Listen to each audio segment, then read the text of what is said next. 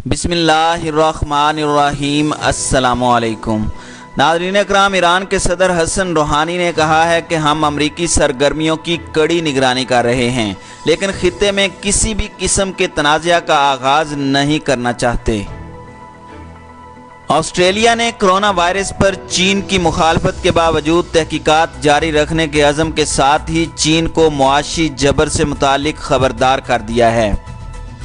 कोड़ों की सजा खत्म करने के बाद सऊदी अरब के फरमानरवा शाह सलमान ने कम उम्र अफराद के जराइम पर सजाए मौत खत्म करने का भी ऐलान किया है। सऊदी अरब ने यमन में जंग बंदी में 1 माह की तोसी का ऐलान किया है। और वीडियो के आखिर में आपको बताएंगे कि फ़लस्तीन के सदर महमूद अब्बास ने धमकी दी है कि अगर मकबूजा मगरबी किनारे का इसराइल में इंज़माम किया गया तो फ़लस्तीनी हुक्काम के इसराइल और अमेरिका से हुए मुआहदे को मुकम्मल तौर पर मनसूख तस्वुर किया जाएगा। अब बढ़ते हैं इन खबरों की तफसीलात की तरफ। ईरान के सदर हसन रूहानी ने कहा है कि हम अमरीकी सरगर्मियों की कड़ी निगरानी कर रहे हैं, लेकिन खित्ते में किसी भी किस्म के तनाज़ा का आगाज़ नहीं करेंगे। ईरान के सरकारी मीडिया के मुताबिक रूहानी का ये बयान एक ऐसे मौके पर सामने आया है जब अमेरिका और ईरान के दरमियान शदीद कशीदगी पाई जाती है। अमरीकी सदर और अमीर कतर के दरमियान टेलीफोनिक राब्ते के एक दिन बाद ईरान के सदर का कतर के अमीर शेख तमीम बिन हमद अस-सानी से रब्ता हुआ, जिसमें उन्होंने अमीर कतर को खित्ते में कोई तनाज़ा शुरू न करने की यकीन दहानी कराई। हसन रूहानी ने गुफ्तगू में कहा कि इस्लामी जमहूरिया ईरान अमरीकी सरगर्मियों और नकलो हरकत की सख्ती से निगरानी कर रहा है, लेकिन हम खित्ते में किसी भी तनाज़ा और तनाव के आगाज़ का सबब नहीं बनेंगे। नाज़रीन इकराम, याद रहे कि अमरीकी सदर डोनाल्ड ट्रंप ने बुध को अमरीकी नेवी को हुक्म दिया था कि समंदरों में अगर ईरानी कश्ती अमरीकी कश्तियों या जहाज़ों को हिरासां करती है तो उस पर हमला कर दें। रवां माह के अवाइल में अमरीकी फ़ौज ने कहा था कि खलीज में 11 इनकलाबी गार्ड नेवल वेसल्स अमरीकी नेवी और कोस्ट गार्ड की कश्तियों के करीब आ गई थीं और अमरीका ने इस इक़दाम को ख़तरनाक करार दिया था। ईरानी हुक्काम ने जुमेरात को बयान में कहा था कि डोनाल्ड ट्रंप दूसरों को धमकियां देने की बजाय कोरोना वायरस से मुतासरा अमरीकी फ़ौजियों के इलाज पर तवज्जो दें। हज़ारों अमरीकी फ़ौजी कोरोना वायरस का शिकार हो चुके हैं, जिनमें से सैकड़ों एयरक्राफ्ट कैरियर समेत मुख्तलिफ मकामात पर फंसे हुए हैं और वायरस से अब तक 2 फ़ौजी हलाक हो चुके हैं। ईरान के पासदारान इनकलाब के सरबराह जनरल हुसैन सलामी ने कहा था कि मैंने अपनी बहरी अफवाज को हुक्म दिया है कि खलीज फारस में अमरीकी दहशतगर्द फ़ौज हमारी किसी फ़ौजी या गैर फ़ौजी जहाज़ या कश्ती के लिए सिक्योरिटी ख़तरा बन रही हो तो उसे तबाह कर दें। उन्होंने कहा था कि खलीज फारस की सिक्योरिटी ईरान की स्ट्रेटजिक तरजीहात का हिस्सा है। ईरान और अमेरिका के दरमियान कशीदगी रवां साल के आगाज़ में उस वक़्त इंतहा पर पहुंच गई थी जब इराक़ में अमरीकी फ़िज़ाई हमले में अल-कुदस फ़ौज के सरबराह जनरल कासिम सुलेमानी हलाक हो गए थे और इसके हमले के बाद दोनों फ़रीक़ैन में जंग का ख़तरा पैदा हो गया था। दूसरी जानिब ऑस्ट्रेलिया ने कोरोना वायरस पर चीन की मुखालफत के बावजूद तहकीकात जारी रखने के अज़म के साथ ही चीन को मुआशी जबर से मुतालिक खबरदार कर दिया है। गैर मुल्की खबर रसां इदारे रॉयटर्स की रिपोर्ट के मुताबिक ऑस्ट्रेलिया में चीनी सफारतखार चिंग जिंग ये ने एक अखबार को इंटरव्यू देते हुए कहा कि चीनी अवाम ऑस्ट्रेलवी मसनूआत और यूनिवर्सिटीज़ को नज़रअंदाज कर सकती हैं। ऑस्ट्रेलिया ने गुज़श्ता हफ्ते आलमी अदारा सेहत के तमाम अराकीन को कोरोना वायरस की तख्लीक और फैलाव पर खुद मुख्तार नज़रसानी करने का कहा था, जबकि चीनी वज़ारत ख़ारजा ने इस पेशकश को मुस्तरद कर दिया था। चिंग जिंग जे का कहना था कि शायद आम आवाम कहे कि हम ऑस्ट्रेलवी वाइन क्यों पिएं या ऑस्ट्रेलवी बीफ क्यों खाएं। उनका कहना था कि यह मुमकिन है कि सियाह ऑस्ट्रेलिया आने से कबल दोबारा सोचें। उन्होंने कहा कि तालिब इल्मों के वालिदैन भी सोचेंगे कि क्या यही अपने बच्चों को भेजने के लिए बेहतरीन जगह है।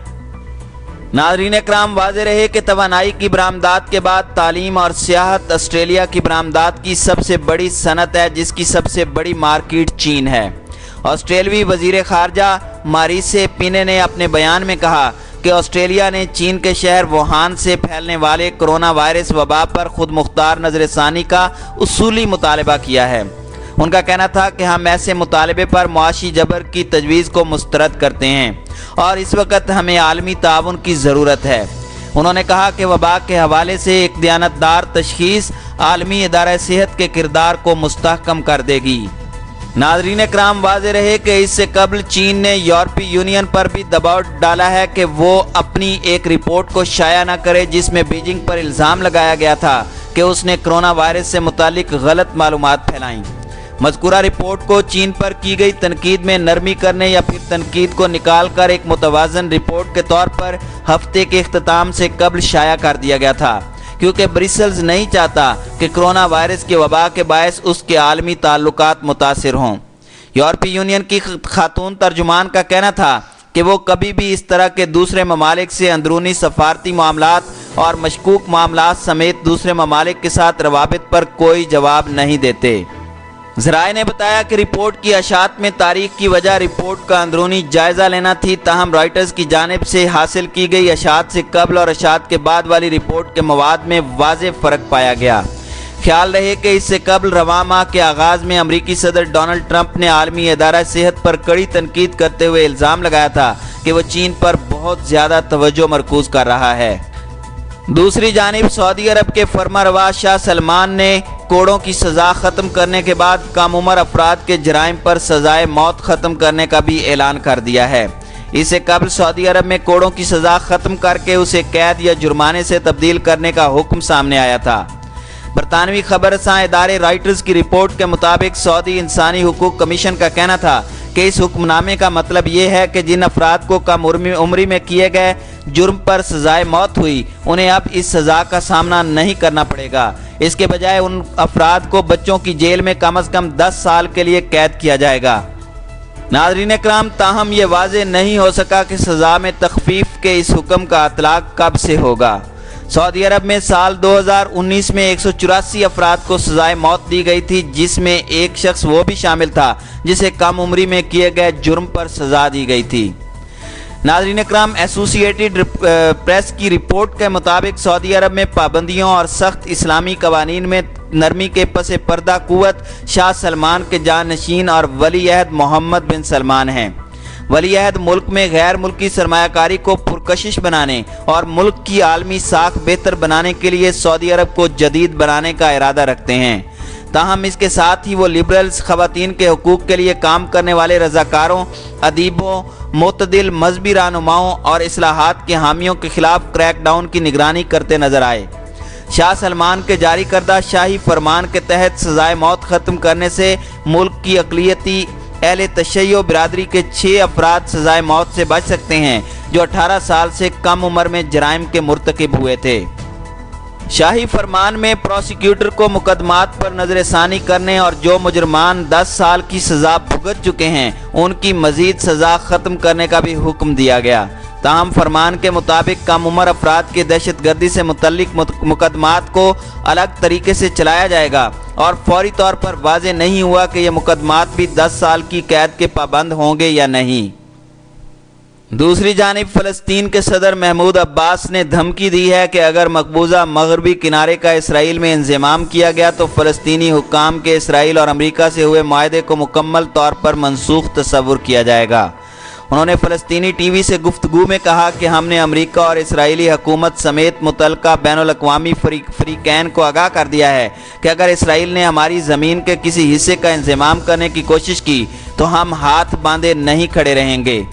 ناظرین اکرام، واضح رہے کہ فلسطینی صدر اس سے قبل بھی متعدد مواقع پر خبردار کر چکے ہیں کہ اگر انہوں نے نام نہاد صدی کے معاہدے سے آگے بڑھنے کی کوشش کی تو فلسطینی حکام موجودہ معاہدے کو منسوخ کر سکتے ہیں۔